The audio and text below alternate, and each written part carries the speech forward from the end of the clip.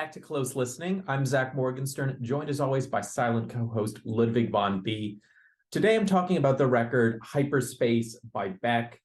This is a record I took out of the library just because the cover art was so enticing. As I teased that in another video, I'm one who tends to judge albums by their cover. You know, you want albums to have great covers. I hate when an album that's great musically just has a boring photo of the artist's face on it. But similarly, when an art album has great album art but doesn't become a musical favorite for mine, I guess that's the bigger sting. This is my second experience listening to Beck. Earlier this year, I posted a video on his Grammy Award-winning record, Morning Phase. This one, I had the sense, got slightly less positive reviews, but for me, it doesn't make a difference. I basically have the same experience with both this and Morning Phase, where I start listening to it and I think, okay, some cool things are going on with music and with sound production, but the songs also all kind of melt into each other and all have this sort of mellowed out thing where none quite rises to the point of sparking joy and gaining an individual identity. I suppose one thing artsy music creators aspire to is not just making singles, but making whole albums with an overarching sound to them. But I would argue the best albums are ones that have a little bit of thematic coherence, but also each song is individually great. So, you know, when I think of all-time great albums, I think of things like Paul Simon's Graceland or Bob Dylan's Blood on the Tracks, Carole King's Tapestry, Prince's Purple Rain, and so on and so on. Those are albums where you might draw a little bit of coherence between the songs, but they're also each individual hit tracks. So basically, when you look at this album, the cover does give you a very good sense of what you're gonna get. And to the Western eye, you know, Japanese writing indicates technology, and we have this bright red car under this dark blue sky. This album opens with a more of an introductory track than a song. It's called Hyper Life. It brings in synths and it brings in chanting of stronger, better, faster, something of the like. The first real song on this album is track number 2, Uneventful Days. And for me, this is the high part of the album. You know, with my experience of listening to this one, I was thinking, you know, do I have enough positive things to say about this one to want to make a video on it? But every time I replayed it and I listened to track 2, for a moment, I'm like, oh, I really like this album. Track 2 works really well. What's interesting about this one, what makes the sound so distinct, is very much an electro album in terms of synths dominating the instrumentation. And yet the way Beck's voice is presented relative to the music, it still kind of sounds like indie folk.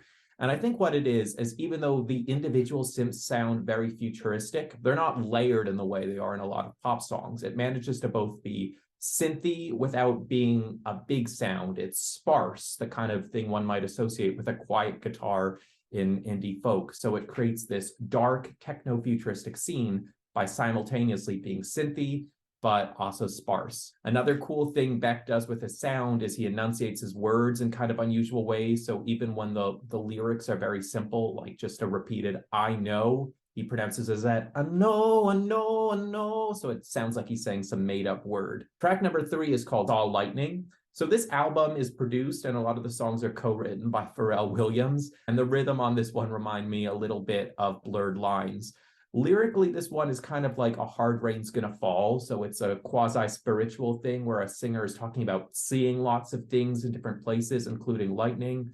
But the tone makes it just sound like an indifferent stoner. It's not attempting to be prophetic. It's not a loose allegory in the way that A Hard Rain Is Gonna Fall is. Track number 4 is called Die Waiting. This brings in synths that are a bit more glittery, and it's about reaching the end of the road and waiting for something. So I guess it's the epitome of this cover art image.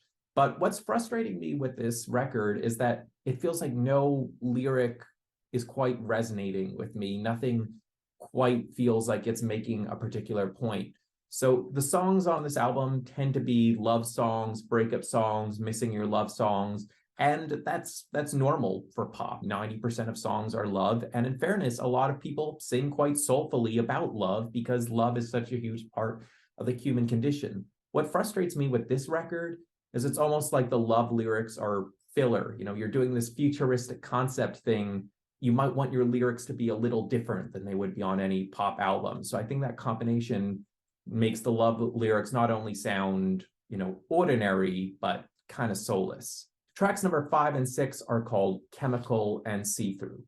So I guess appreciating what Beck is doing with this record is, I guess he creates this image in his head and he tries to create sounds that live out that image. So with the song Chemical and See Through, he kind of goes back and forth between this very flowing, wispy voice that emulates the idea of being a chemical or being see-through. And sometimes it's kind of cool, even if it doesn't land with you the way a different kind of popular song would. So these two songs, I lump them together. They're very similar. I actually think I slightly like Chemical, whereas I'm slightly indifferent to See Through. I feel like maybe Chemical is just a slightly more fleshed out concept. It's like saying everything we are is material, everything is kind of meaningless if you think about it too much. But yeah, two very similar songs. And it's clear by this point, the focus of this album is to create an aesthetic. And we get that with the next song, Hyperspace, the title song, which has some cool synths in it. It also brings in some rapping. But this song actually feels like it's the most coherent in its vision to sort of just create an aesthetic with lyrics that go gamma rays, touching bass, just in case, tidal waves, fueling hate, time it takes, overlaid, mutilated, take your pay, celebrated, let your mind disintegrate. What's going on? I'm concentrating. Where are you at? I'm navigating. So trying to create something where this singer isn't quite human. He's some sort of mysterious fluid entity moving through space. Track number 8 is called Stratosphere, again continuing the aesthetic theme of this album, though I did see something about how this actually was written about a friend of Beck's who over 20 years ago, I believe, died of a heroin overdose, and he said only now he felt comfortable talking about that. Musically, this one is a bit more guitar in it, so it has a bit of a David Bowie Space Oddity feel to it. But yeah, I guess what's frustrating with this song is if the album wasn't so thematically unified, maybe this one and the meaning in it would stand out a bit more. I mean, then again, maybe Beck still feels kind of awkward and private about this, so he kind of likes this song hiding in all the aesthetic trappings.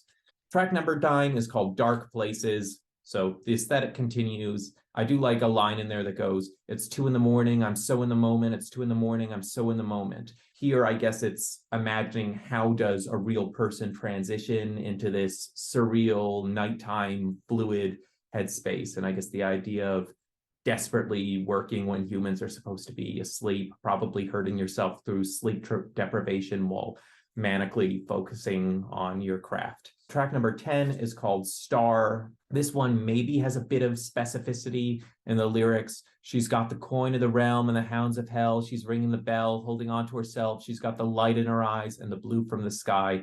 But again, any potential specificity there is sort of overwhelmed by the aesthetic of the album.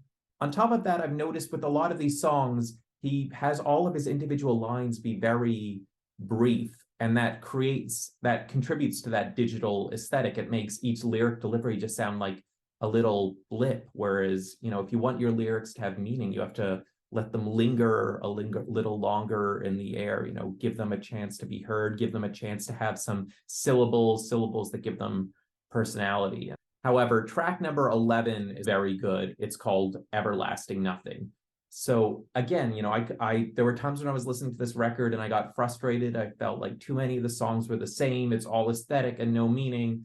But I do have to say that 2 songs on here were really great, and they're near the beginning and at the end. So I have this sort of psychological journey listening to this album. Am I indifferent to it? Do I love it? And the problem is I start up by loving it, I end up by loving it, and that kind of erases the experience in the middle.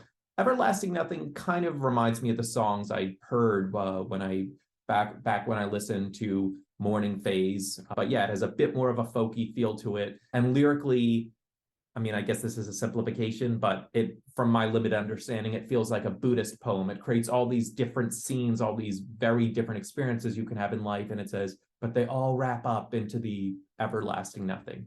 So it's certainly a cool song. And this time the lyrics are a little longer. Each verse has its own shape. So it does feel like it's a bit more live. It's not like the lyrics are just little rhythmic synthetic blips. Obviously a cool record to have in your collection if you are into collecting cover art. And I think it's great that Beck is able to take inspiration from an image. I guess I don't know what came first, the music or the cover art, but regardless, clearly there was an aesthetic underlying his album. And it must be fun if you're actually a musician in a studio, like sonically creating an aesthetic. That said, an album should not be this coherent because it takes the joy out of the album. It quickly becomes repetitive. The songs melt into each other. But nonetheless, Uneventful Days and Everlasting Nothing, two songs with similar themes, pretty darn good. Those are what you should take away from this record. I'm Zach Morgenstern. This is Ludwig von B. See you next time.